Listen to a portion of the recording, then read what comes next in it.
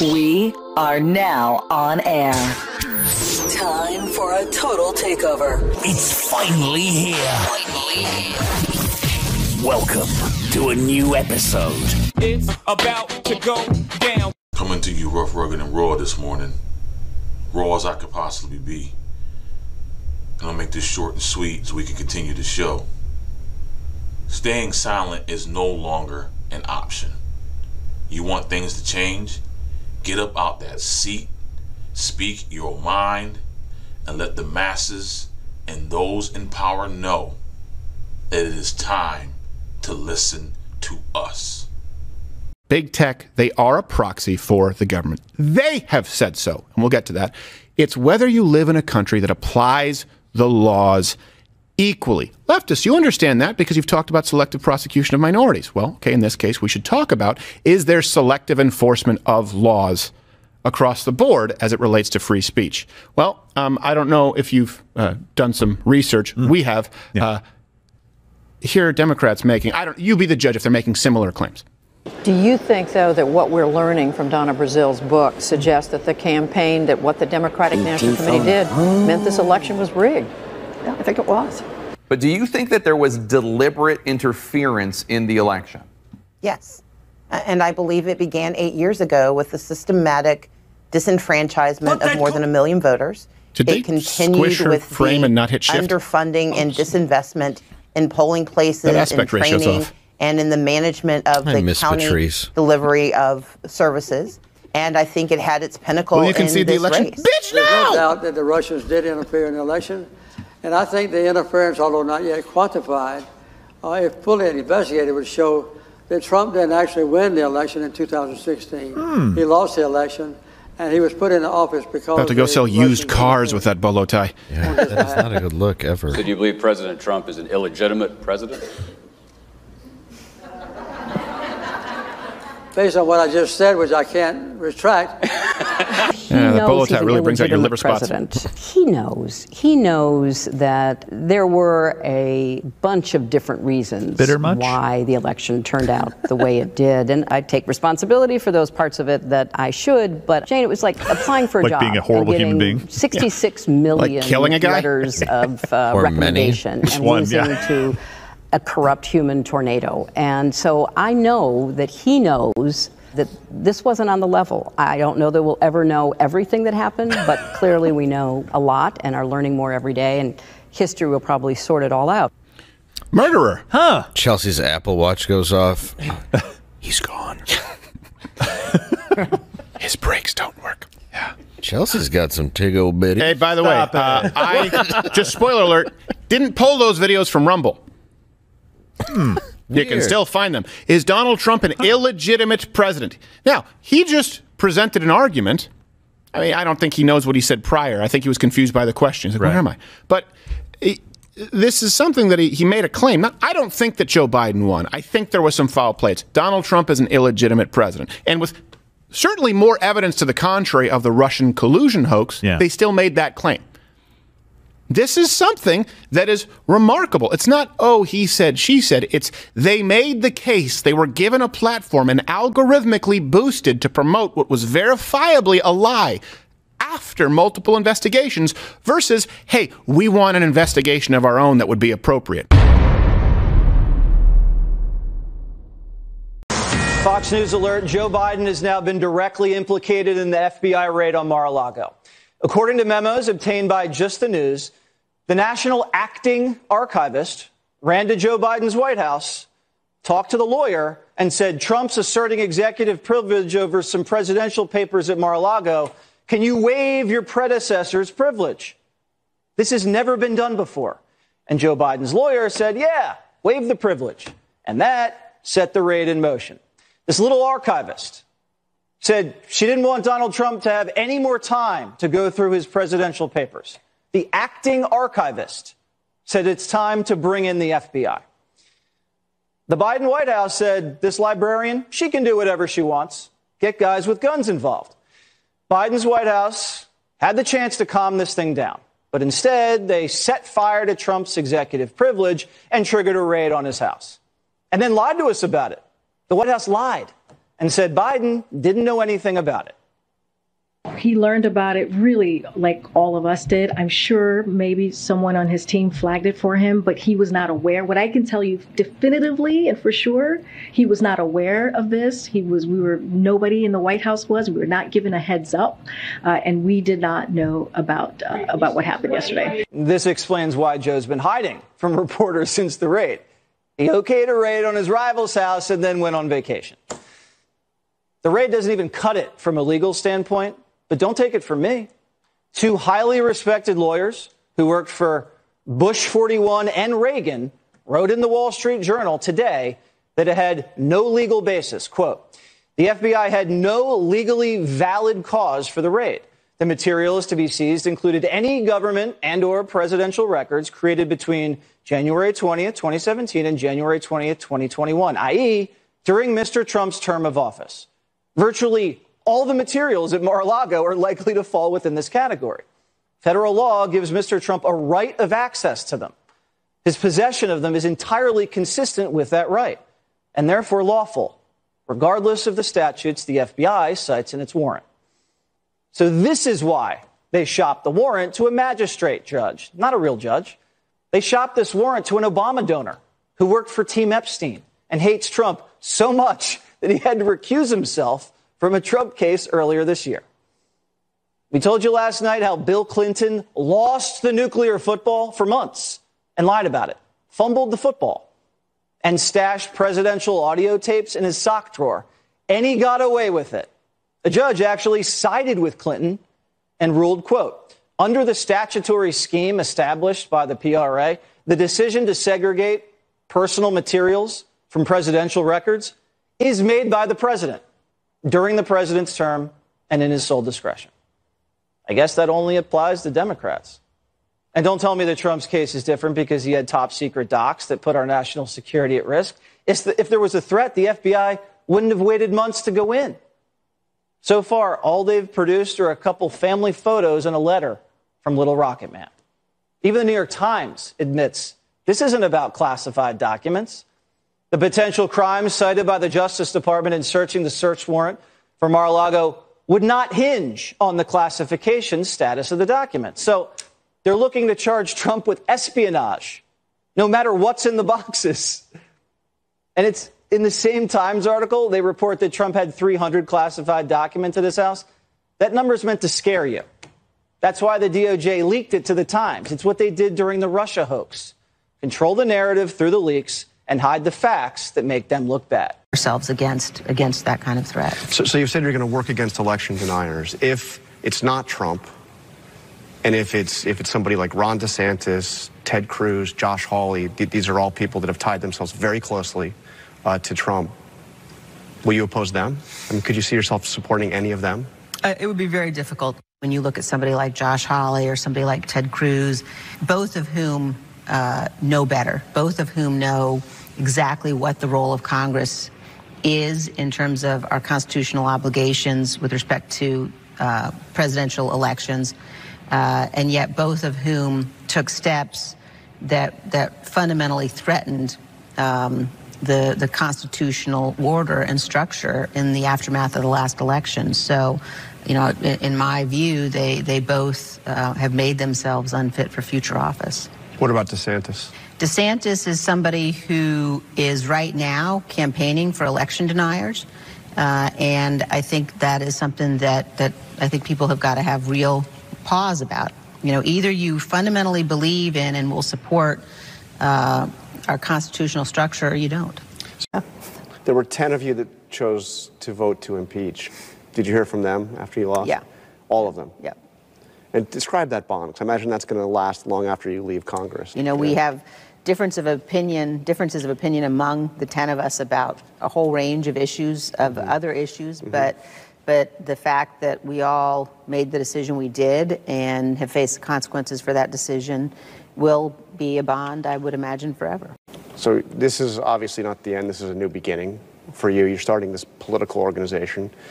What can you tell us? What are you going to do? I'm going to be very focused on working to ensure that we do everything we can not to elect election deniers. And I'm going to work against those people. I'm going to work to support their opponents. I think it matters that much. Will you be getting involved in campaigns against those Republican candidates that are challenging or denying the results of the election? Yes. Including your Republican colleagues here in Congress? Yes.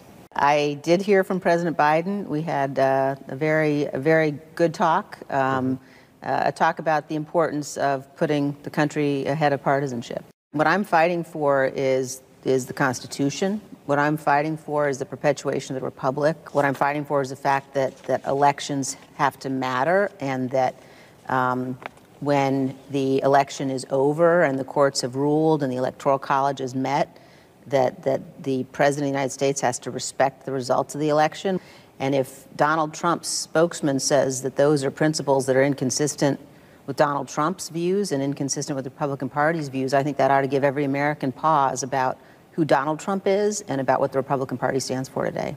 I'm going to be very focused on working to ensure that we do everything we can not to elect election deniers, and I'm going to work against those people. I'm going to work to support their opponents. I think it matters that much.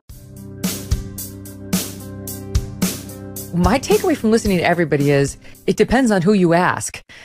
Some would say he could do it with the magic wand. Some would say, no, he's got to follow a certain protocol. Then others say, no, that protocol is there for people underneath, lower than the president. The president has a much greater ability to do it just by speaking the classified information. For example, he could do it.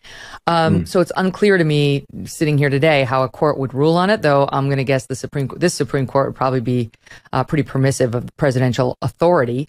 We don't know, but this has been, even if you take those classified documents out of it, the DOJ is pissed. The DOJ is basically saying you had no right to the non-classified documents. You stole them. They belong to the people. And, that could be true, that those documents technically belong to us because the president's documents belong to the people. But that doesn't speak to the remedy that was employed here. Amen. So if we are looking at precedent, what have other presidents prior to this one been treated by, the Department of Justice, the Records Administration? So what are those protocols? What does that history look like? And if President Trump is being treated differently, well, that begs the question, why? And again, in this case, it looks as though from all reasonable accounts, even the Department of Justice is saying, yes, the Trump folks have been helpful. They've been working with us. We just decided to engage in this particular remedy for reasons that, well, let's see what the affidavit has to say. But it's not real clear here. So I'm not convinced the facts don't, at this point, suggest that there's an issue or a problem. But really, for me, and I think a lot of other folks who work in the intelligence community have still friends like me in the intelligence community, we have concerns about the level of trust, right? Because Trump and his team can say whatever they want, but we would like to defer to the Department of Justice and the FBI and some of our colleagues who are still FBI agents. We want to say, hey, they are probably right here because we should trust them. We should trust their counsel. But what we have seen over the past 5 years is that's just not true. Mm-hmm. We can't, unfortunately, trust. There's just been too many cases of it. The Department of Justice, their Inspector General, pointed to James Comey and his leaking, saying that he set a dangerous example for the 36,000 employees at the FBI for purposely leaking information that shouldn't have been, all for partisan purposes. You take that, and Megyn, one of the other things that I will never forget is when Chuck Schumer was on TV and had that interview where he was asked, hey, is it wise for President Trump to criticize the FBI and the CIA? And he said, boy, they have 6 ways Sunday to get back at you. So if we are hearing that from people like Chuck Schumer, that's literally what he said, one of the leaders of this country, certainly of his party, saying that the FBI and the CIA have the ability, and indeed they use it, to target people, not because the law says so, but rather they have been angered by we say the president.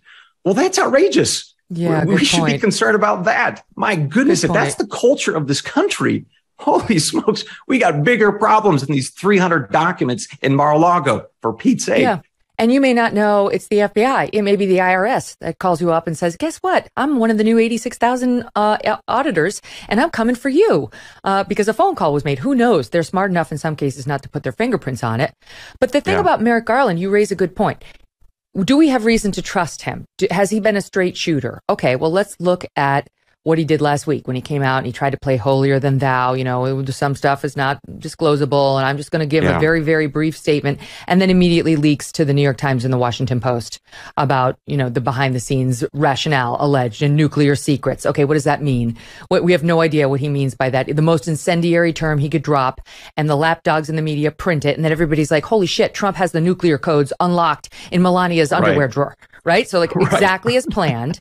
And then just take a step back a year, not even a year ago, where, remember, he was calling the parents the domestic terrorists, Merrick Garland agreeing with that alleged school board representation that said, they're domestic terrorists. So he said, okay, we're going to investigate them as domestic terrorists. And then finally he got called into a hearing and said, where are you getting that from? Like, what's your basis for suggesting the FBI has any role at these school board meetings? And he was forced to admit it was based on, these alleged reports that he got from this school board that had, we went through them point by point. My entire team looked at every single incident, and literally it was like the guy refused to wear his mask when told to wear his mask. The one guy yelled at the meeting and spoke beyond the point where his time was up. I mean, it was, there was like one where it got somewhat dicey with an altercation. All the rest were these small, petty. And so I don't trust him. I don't trust him not to overinflate, not to exaggerate when it suits his political purposes. And look, it's not just an opinion, right? So you just laid out a lot of very thoughtful and good examples of a degree of politicization, if not weaponization, of the Department of Justice and the FBI based on partisan realities or preferences, right? So this isn't an opinion issue. There is a long book and record. Let me add one more. Recently, obviously, the Roe v. Wade decision came down, very, very controversial. But in the weeks leading up to it, there were, of course, all the protests out in front of the houses. And of course, that was violation of the law. And Merrick Garland and the FBI and the Department of Justice didn't protect those individuals, didn't act in an aggressive or thoughtful way per what the law allowed. And so I think a lot of people ask, well, why not? Why aren't you protecting what some people might say are the conservative justices? And would you perhaps have a different sort of view if they were the more liberal justices? So there are lots of examples, some big, some small, but you put them together, and no longer are we talking about an opinion about the Department of Justice and the FBI becoming politicized. In fact, these are the facts, and that's what's frightening. We all know the answer to that. You're telling me, okay, Ketanji Brown Jackson takes her seat on the U.S. Supreme Court. She's been sworn in now, and she gets protesters outside of her house night and day with children at home. There is zero chance the FBI would ignore that. Zero. Correct. And we all know it. It's what leads to the frustration and distrust. And we would want the FBI to shut that down, just as we wanted them to shut it down when it was Kavanaugh and it was Alito and it was all the conservatives. And you're bringing up this really important point, which is, what happens when the FBI loses the trust of the American people? Well, we naturally say, tear it down, destroy it, get rid of it, restart it, do something with it. But there are a lot of threats in this country and this world that the FBI needs to take a part of. It needs to be investigating, needs to help solve. I mean, I'm a national security guy. China is a big one for me. The FBI, we know, starts an investigation of the Chinese related entities once every 12 hours in this country, 365 days a year. So we need the FBI engaged and involved in these kinds of efforts to keep our adversaries at bay, to keep us safe. But when we start, lacking in trust, the calls to disband the FBI, which I actually agree with because it's become so, politicized, well, then we start losing the ability to keep the country safe. So the stakes here are really big. This is not just about Trump or the documents at Mar-a-Lago. This is about being able to keep the nation safe. And right now, the FBI and the DOJ are putting this country at risk because of their own partisan politics. Like many of us, I am eating healthier these days, and that is why I love good olive oil. You gotta have good olive oil. And by good, I mean fresh. Olive oil packs the most flavor and the healthiest nutrients when it's fresh from the farm. And that is the problem with supermarket olive oils. They're not fresh. They can sit on the shelf for months growing stale. That is why I love, and I do mean I love, my olive oil direct from small, award-winning farms thanks to a guy named TJ Robinson, also known as the olive oil hunter. When I tasted TJ's Farm Fresh oils, I fell in love with their vibrant, grassy flavors. I know that sounds weird, but they're so good. They're incredibly delicious on salad, on veggies, pasta, meat, fish, you name it. When I first tried it, I was like, olive oil, it's all the same. Wrong. It's not all the same. As an introduction to his fresh pressed olive oil club, TJ is going to send you a full-sized $39 bottle of one of the world's finest artisanal olive oils, fresh from the new harvest for just $1 to help him cover the shipping. Best of all, with TJ's Club, there's never a commitment to buy anything, now or ever, and you can cancel your membership at any time. Get your free $39 bottle for just $1. Just covering the shipping, that's all. And taste the difference freshness makes. Go to harvestfreshnow.com. That's harvestfreshnow.com for a free bottle, and all you pay is just that $1 in shipping. harvestfreshnow.com. Hey, thanks so much for watching. If you like what you just saw, hit the subscribe button for more clips and full episodes. I read through all your analysis, and basically it shows that canceling this student loan debt for folks would undermine the inflationary work that the Inflation Reduction Act is set to do and what the administration wants it to do. Why? Why do they cancel each other out? Well, so the Inflation Reduction Act saves maybe $300 billion in the first 10 years. If we do cancel $10,000 of debt and just extend the pause a few months, we're going to be at about that much in terms of new costs. So all the deficit reduction is going to be wiped out. At the same time, we're probably going to do more to increase inflation from debt cancellation than any inflation reduction from the Inflation Reduction Act. Okay, so I want to get to the second point you made, and that is, what is inflationary and what is disinflationary. So there are a bunch of economists. I'd say Mark Zandi at Moody's, also former Labor Department economist Heidi Shierholz, who say they think you're wrong, right? And let me talk about Shierholz, for example, who worked in the Obama administration. She says your analysis is, quote, profoundly off base. And the reason she says that is she points to the 2+ year moratorium we've already had on student debt payment. And she says basically folks have had this money in their pockets for 2+ years. And so canceling the student loan debt would not effectively put more money in their pocket right now. How do you respond to that? Yeah, so what these folks are doing is they're playing a baseline trick. They're pretending that we're going to extend this repayment pause forever. And it's true. Compared to extending the temporary emergency era repayment pause forever, just canceling debt and restarting payments would be disinflationary.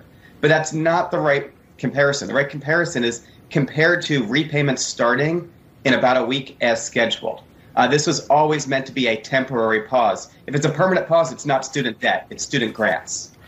I think what complicates this picture, right, for the average viewer watching right now is that they're dealing with inflation near a 40-year high. They're dealing with much more expensive groceries. Gas has come down a bit, but it's still more than what they're used to. More expensive housing, transportation, clothing. I could go on and on. So I just wonder if you're concerned at the possibility that restarting these payments, right, in a few days, worsens that burden on Americans struggling with this inflation in this moment. That's the reality, right? Yeah, that's exactly what it's going to do. And it's not as if this is going to lift inflation from 8% to 9%. What this is going to do is make it more difficult for us to get inflation down to 2 or 3%, which is where it really should be. It's going to make the Fed's job harder, and that means it's going to increase the risk they're going to have to drive us into a recession to get inflation under control. But it's also going to mean another bill, significant monthly bill for some folks on top of their higher bills because of inflation right now, right? And you're saying that's a burden the American people have to bear given the other more negative effects in your analysis? Yeah, that's sort of the catch-22 of this all. We could send everybody another round of checks to pay for their inflation costs, but that would actually make inflation worse. What we need to do now is get inflation under control. One of the easiest ways to do that is to ask people to start paying back the debt they already owe, to start making the principal payments that they already agreed to. And by the way, while not everybody that has student debt is rich, disproportionately student debt is being held by people that have advanced degrees and pretty good income, and they can bear it a lot more than everyday Americans that are seeing the cost of their gasoline and clothing. People say, look, he issued orders, a lot of orders, declassifying information before he left office. Do you know anything about this? As a former deputy director of national intelligence, I know how this system works. The president is the sole and universal arbiter and classification authority in the United States of America. If he says a document is declassified or a set of them, that is it. There is no written material required. That is a fiction being created by the fake news and the radical left. In October of 2020, President Trump put out for the world to see a sweeping declassification order, and he did it via social media.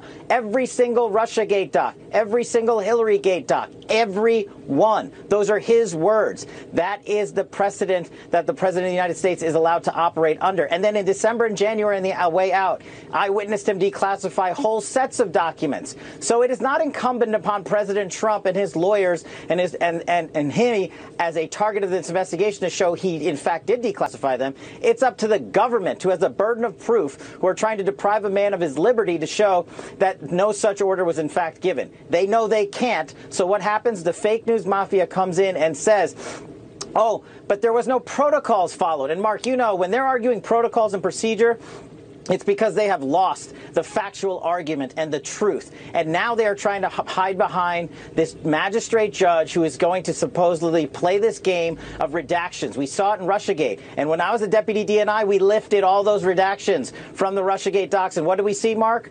Corruption. FBI and DOJ corruption and breaking of the law. That's the same game they're going to play here, and the fake news media is going to attempt to applaud them for their farce in terms of transparency. And we cannot allow them to do that. The president declassified documents. The government has failed to show that that did not occur. Procedure and protocol do not apply to the president of the United States when he is declassifying documents. And let me underscore that point. The Constitution of the United States, the first sentence, Article 2, Section 1, the president is the executive branch. That's why everybody agrees he can declassify and classify as much as he wants, and he can do it right out the door. The Espionage Act, in this sense, simply does not apply to a former president. It does not apply to the president of the United States. It was passed originally in 1917. It was pushed by Woodrow Wilson to use against his enemies, people who opposed World War I. It was never, ever intended to apply to a president. Let me ask you this, Kash Patel. Barack Obama, George W. Bush, Clinton, Bill Clinton, Vice President Gore, Vice President Biden, Vice President Cheney. Do we know if any of them secreted any documents, took any documents with them to their homes, classified or otherwise? Do we know? I know for a fact that President Obama has classified access at one of his homes, so those such documents exist there, and they should, as for former presidents of the United States, and that law and that rule should apply equally. But the Government Services Administration is responsible for packaging and parceling those documents, and you bring up a great point. They were the ones that moved the documents to Mar-a-Lago, and they were the ones that have now admitted they mistakenly moved boxes. It's not like President Trump. Even if they get past the declassification farce, or ruse, I should say, it's not like President Trump put him in a backpack and moved him down there and said, nothing to see here. I want to illegally distribute these documents. The law should be applied. There not should be a two-tiered system of justice. Clinton, Obama, Bush, Trump, as former presidents, must be treated equally when it comes to classified documentation. I think it's very interesting that not a single former president or vice president have opened their mouths, because I suspect they have taken documents with them, whether it's in violation, quote unquote, of one law or another. This entire event was completely unnecessary, and it's just more of an effort to try and trap and drag down Donald Trump. Kash Patel, thank you for your service, my friend. Take care of yourself. Yes. Come on. Hip-hop soul. Yeah.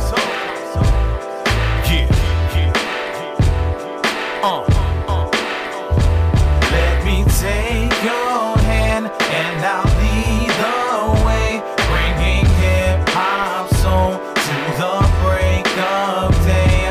Just leave those worries far behind and feel the heat of the summertime. Let me take your hand and I'll lead the way, bringing hip-hop soul to the break of day. Just leave those worries far behind and feel the heat of the